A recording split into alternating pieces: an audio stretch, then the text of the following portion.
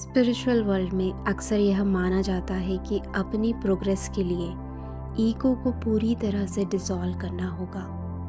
एक common perception है कि यह ईगो ही हमारे और उस अल्टीमेट ट्रुथ के बीच की सबसे बड़ी बाधा है।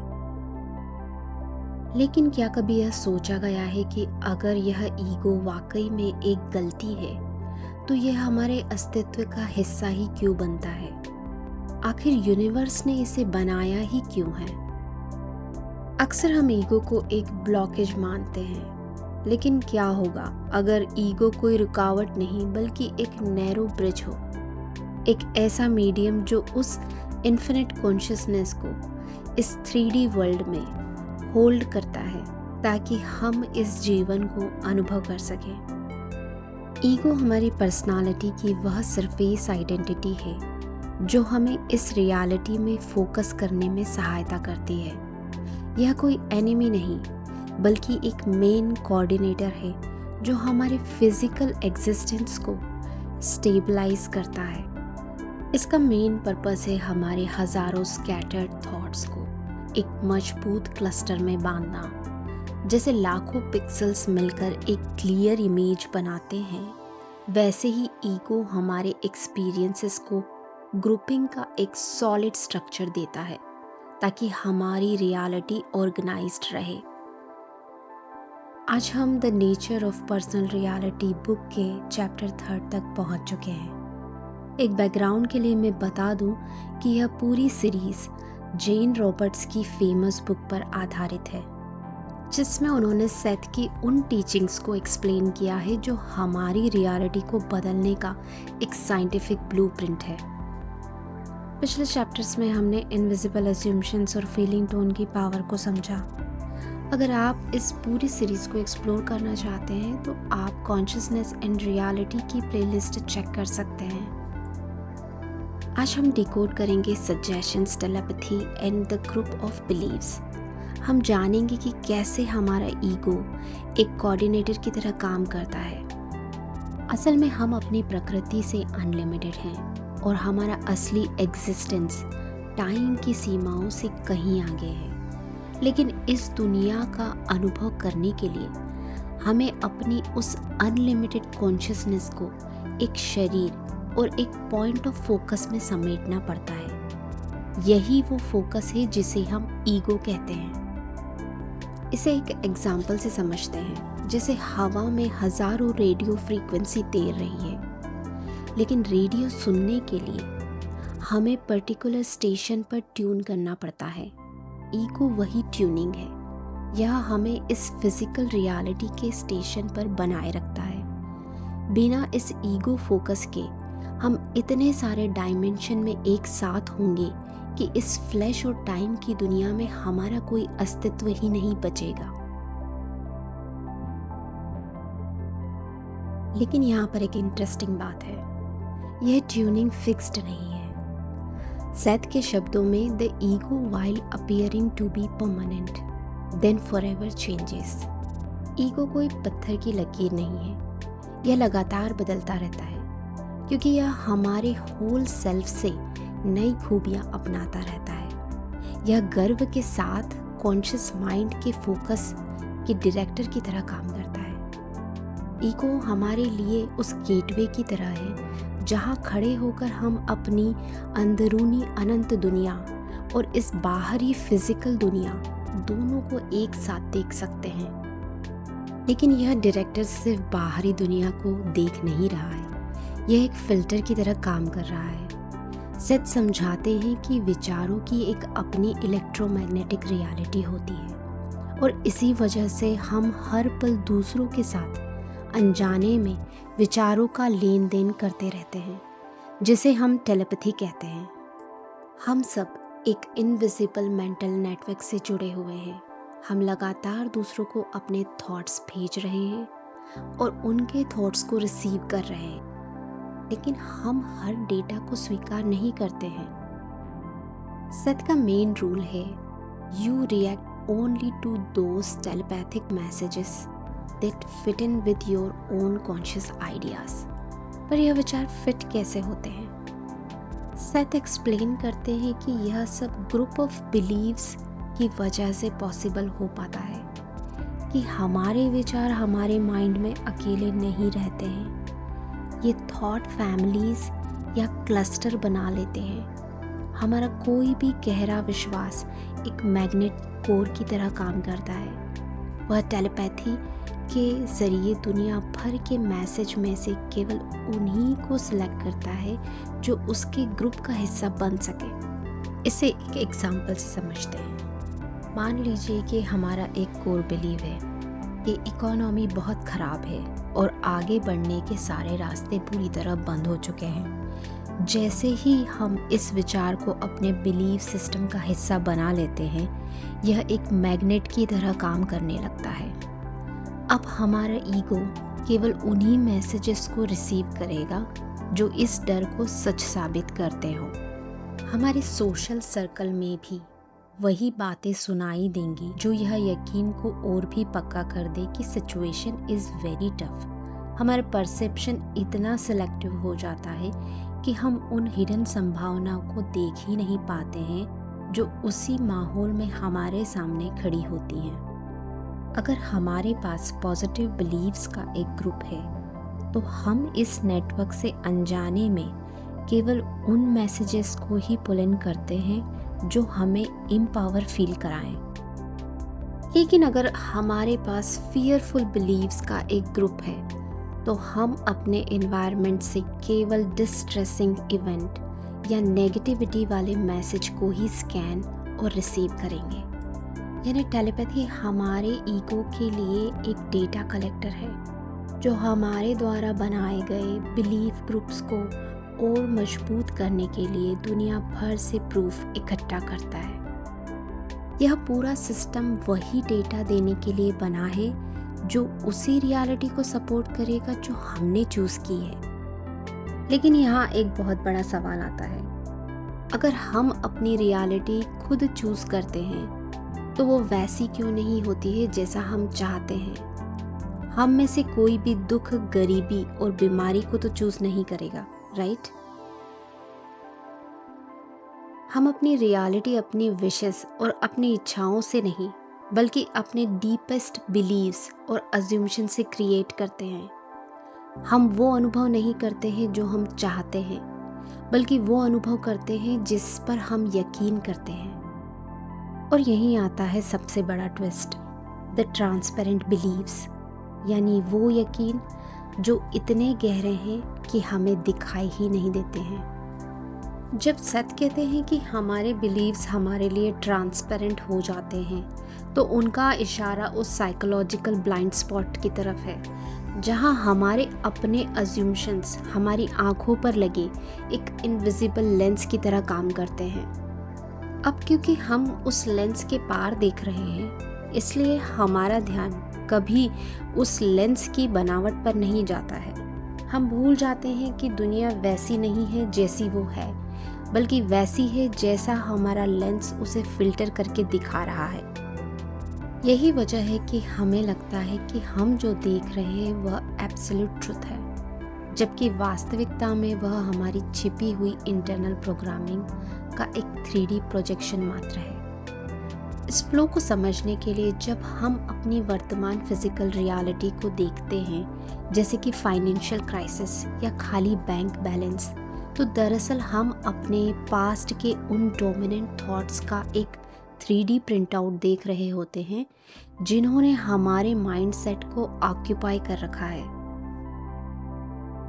इसी वजह से हम अपनी मान्यताओं को सच्चाई समझने की गलती कर लेते हैं। सेथ के अनुसार हमारी आज की फिजिकल रियलिटी कोई ठोस पत्थर की दीवार नहीं है, बल्कि हमारे पुराने हिडन थॉट्स का केवल एक इलेक्ट्रॉनिक डेटा या आउटपुट है।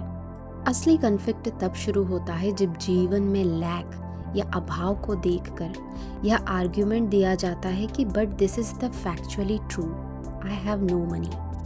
क्योंकि इस पल हम एक सेल्फ डिस्ट्रक्टिव फीडबैक लूप में स्टक हैं, जहां अपनी ही पुरानी सोच के इफेक्ट को उसका कॉज समझने की भूल कर बैठते हैं। सेथ का सबसे रेवोल्यूशनरी सीक्रेट यह है कि जैसे ही यह सोचा जाता है आई कैन नेवर पे दिस बिल, हमारा ब्रेन इसे केवल एक एब्स्ट्रैक्ट थॉट की तरह नहीं बल्कि एक सर्वाइवल थ्रेट की तरह रजिस्टर करता है, जो शरीर में स्ट्रेस हार्मोन्स जैसे कॉर्टिसोल का एक केमिकल सर्ज पैदा कर देता है।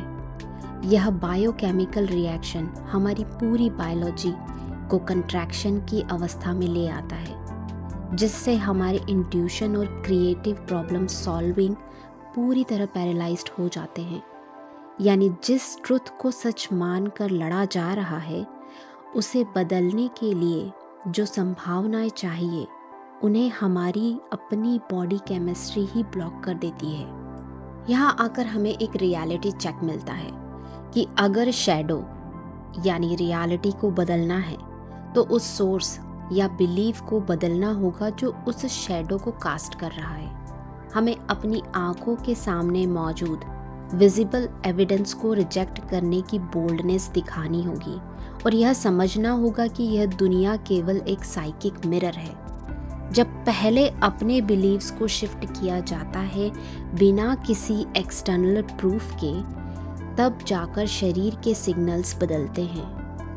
हमारी एनर्जी फील्ड विस्तार करती है और हम उस न्यू डेटा को मैनिफेस्ट करने के काबिल बनते हैं, जिसे हम अपनी नई रियलिटी के रूप में जीना चाहते हैं।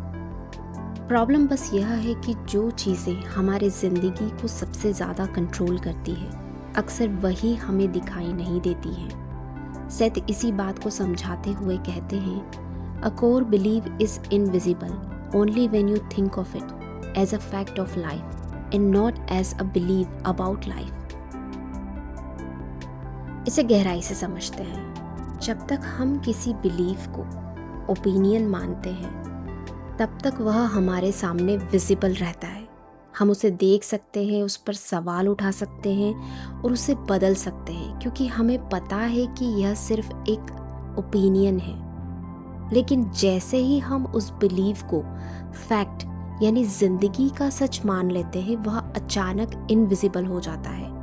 और क्योंकि अब वह हमारे लिए इनविजिबल है, हम उसे ना तो देख पाते हैं न बदल पाते हैं। वह हमारी आंखों का हिस्सा बन जाता है, जिससे हम दुनिया को देखते तो हैं पर खुद उस विचार को कभी नोटिस नहीं कर पाते हैं। यही वजह है कि वह एक ऐसी अटल दीवार बन जाता है जिसे हम कभी चैलेंज नहीं कर पाते हैं। इसका सबसे बड़ा उदाहरण है the trap of lack and unworthiness. अक्सर अपनी करंट सिचुएशन को देखकर यह मान लिया जाता है कि रियलिटी यही है, मैं यह चीज़ पाने के काबिल नहीं हूँ क्योंकि मेरे पास सर्टन स्किल्स नहीं हैं या रिसोर्सेज की कमी है। सेथ कहते हैं कि यहीं पर सबसे बड़ा मेटाफिजिकल ट्रैप सेट हो जाता है। जब हम लगातार यह लूप चलाते हैं, आई एम नॉट वर्दी या I don't deserve this success, तो अनजाने में हम इस लैक को अपनी आइडेंटिटी का एक परमानेंट पार्ट मान लेते हैं। जिसे आज एक सॉलिड सच कहा जा रहा है, वो असल में हमारी डीप रूटेड थिंकिंग की एक फ्रोजन रियलिटी है। यह हमारी ज़िंदगी का कोई परमानेंट लॉ नहीं है, बल्कि हमारे ही पास्ट की एक मिरर इमेज है। और जब तक हम इस सो कॉल्ड फैक्ट को एक फ्लूइड बिलीफ की तरह नहीं देखते हैं, तब तक बाहर की दुनिया में अबंडेंस का रास्ता कभी नहीं खुलता है। सेथ यहाँ कहते हैं कि यही चीज़ हमारी रिस्पॉन्सिबिलिटी के साथ भी होती है। अक्सर जब हम रिस्पॉन्सिबल पेरेंट वाले रोल की बात करते हैं, हम रिस्पॉन्सिबिलिटी की परिभाषा को इतना नैरो कर देते हैं कि हमें लगता है कि 24/7 सिर्फ एक पेरेंट बनकर ही जीना एकमात्र रियलिटी है। जब इस रोल के अलावा बाकी हर चीज़ को जीवन से एक्सक्लूड कर दिया जाता है, तब असली कॉम्प्लिकेशंस शुरू होते हैं। इसका सबसे बड़ा नुकसान है द लॉस ऑफ वंडर। इसकी वजह से दुनिया को उस चाइल्ड लाइक क्यूरियोसिटी के साथ देखना पूरी तरह बंद हो जाता है और हर अनुभव सिर्फ पेरेंटल लेंसेज से फिल्टर होकर निकलता है। नतीजा यह है कि एक इंडिविजुअल के तौर पर हमारी अपनी इनेट एबिलिटीज़ और ऑथेंटिक आइडेंटिटी कहीं डिसॉल्व हो जाती है। इसका यह मतलब बिल्कुल नहीं है कि हम बच्चों की केयर करना बंद कर दें, बल्कि यह है कि हम अपनी आइडेंटिटी को उस रोल में पूरी तरह लूज ना होने दें। जब हम अपनी इनेट एबिलिटीज़ और उस चाइल्ड लाइक वंडर को जिंदा रखते हैं, तो हम न सिर्फ एक बेहतर इंडिविजुअल बनते हैं, बल्कि एक ज़्यादा इंस्पायरिंग पेरेंट भी साबित होते हैं। अपनी ऑथेंटिक सेल्फ को बचाए रखना कोई सेल्फिश एक्ट नहीं है, बल्कि एक नेसेसिटी है, क्योंकि अगर हमारी अपनी इनर लाइट ही डिसॉल्व हो गई है तो हम दूसरों की लाइफ में अबंडेंस कैसे ला पाएंगे। अगर हमारा बिलीफ यह है कि आम तौर पर लोग बुरे होते हैं, तो यह एक रिस्ट्रिक्टेड मेंटल स्टेट बन जाता है। जब हम अविश्वास के इस फिल्टर से दुनिया को देखते हैं, तो हमारा दिमाग एक सर्च इंजन की तरह काम करने लगता है, जो हर मुलाकात में केवल वही एविडेंस ढूंढता है जो इस सोच को वैलिडेट करते हैं। यह हमें एक ऐसी मेंटल प्रिजन में रख देता है जहां दुनिया की अच्छाई हमारे लिए इनविजिबल हो जाती है। लेकिन इन सारे बिलीफ से बाहर आने के लिए हमें किसी स्ट्रगल की ज़रूरत नहीं है। हमें बस इन्हें अपने घर के फर्नीचर की तरह देखना चाहिए। इमेजिन करिए कि अगर हमारे किसी कमरे में कोई पुराना या टूटा हुआ सोफ़ा रखा है जो सिर्फ जगह घेर रहा है, तो हम उसे बिना किसी पछतावे के डिस्कार्ड कर देते हैं और उसकी जगह कुछ नया और आरामदायक ले आते हैं। यही पावर हमारे विचारों पर भी लागू होती है। सेथ कहते हैं, your ideas are yours, they should not control you. विचार हमारे मालिक नहीं हैं, वे हमारे बनाए हुए टूल्स हैं जिन्हें हम जब चाहे रीअरेंज, रिन्यू और रिप्लेस कर सकते हैं। अब चेंज लाने के लिए हमें क्या करना होगा? हमें एक ऑब्जर्वर बनना होगा। हमें अपने सारे बिलीव्स को एक पेपर पर लिखना होगा। जैसे ही हम उन्हें पेपर पर लिखते हैं, हम उनसे डिटैच हो जाते हैं। हमें साफ दिखाई देने लगता है कि कौन से फर्नीचर के ड्रॉर्स में हमने अपने फियर्स और लिमिटिंग थॉट्स छुपा रखे हैं। अपने बिलीव्स को पेपर पर लिखने के बाद हमें एक एक बिलीव को क्रिटिकली एनालाइज करना होगा। अगर कोई थॉट हमारी करंट सिचुएशन में फिट नहीं बैठता है, तो हमें उसे एक्सेप्ट करना बंद कर देना चाहिए, उसे बस डिस्कार्ड कर देना चाहिए। जब हम इन बिलीव्स को एनालाइज करते हैं और अगर हमें कोई ऐसा बिलीफ मिलता है जो कि चेंज करना इम्पॉसिबल लग रहा है, तो ये रेजिस्टेंस ही अपने आप में एक बिलीफ है। हमें इस रेजिस्टेंस को भी एक ओल्ड आइडिया की तरह देखना होगा। हमें मानना होगा कि ये सच नहीं है, बल्कि सिर्फ एक एक्सपायर्ड बिलीफ है। We are the master of our consciousness. जैसे ही हम अपने इंटरनल एनवायरनमेंट को ऑर्गेनाइज करते हैं, बाहरी दुनिया भी उसी हार्मनी को रिफ्लेक्ट करने लगती है। जैसे ही हम अपने मन के कमरे में इस फर्नीचर को ऑर्गेनाइज करना शुरू करते हैं, इसका सीधा असर फिजिकल हेल्थ पर भी दिखने लगता है। सेथ समझाते हैं कि हमारे कॉन्शियस थॉट्स ही असल में हमारी बायोलॉजी को रेगुलेट करते हैं। यानी बीमारी का गहरा विचार बीमार रख सकता है और सेहत का यकीन हील कर सकता है। लेकिन यहाँ एक बहुत गहरा प्रैक्टिकल पॉइंट समझना ज़रूरी है। जब सालों पुराने इलनेस या वीकनेस के बिलीव को त्याग कर नया पॉजिटिव थॉट अपनाया जाता है, तो शुरुआत में क्रिएटिव स्ट्रेस फील होता है। यह एक इन बिटवीन पीरियड है जहाँ पुराने पैटर्न्स जा चुके होते हैं और नए सेट ऑफ बिलीव्स अपनी जड़ें जमा रहे होते हैं। अक्सर लोग इसी फेज में कंफ्यूज होकर पीछे हट जाते हैं, लेकिन यह स्ट्रेस संकेत है कि रियलिटी रीस्ट्रक्चर हो रही है। यह कोई ब्रेकडाउन नहीं है, बल्कि एक एवोल्यूशन है।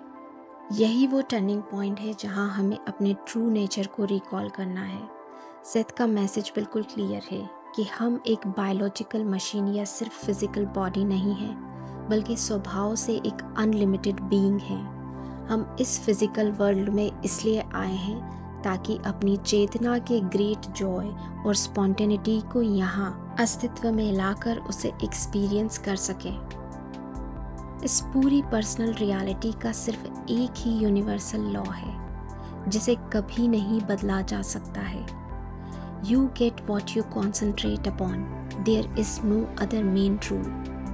हम जिस चीज़ पर अपना फोकस और कंसंट्रेशन फिक्स कर देते हैं, यूनिवर्स का पूरा टेलीपैथिक नेटवर्क और हमारी अपनी इलेक्ट्रोमैग्नेटिक रियलिटी मिलकर उसी को आंखों के सामने सच साबित कर देते हैं। चॉइस हमेशा ही हमारी थी और हमेशा ही हमारी रहेगी।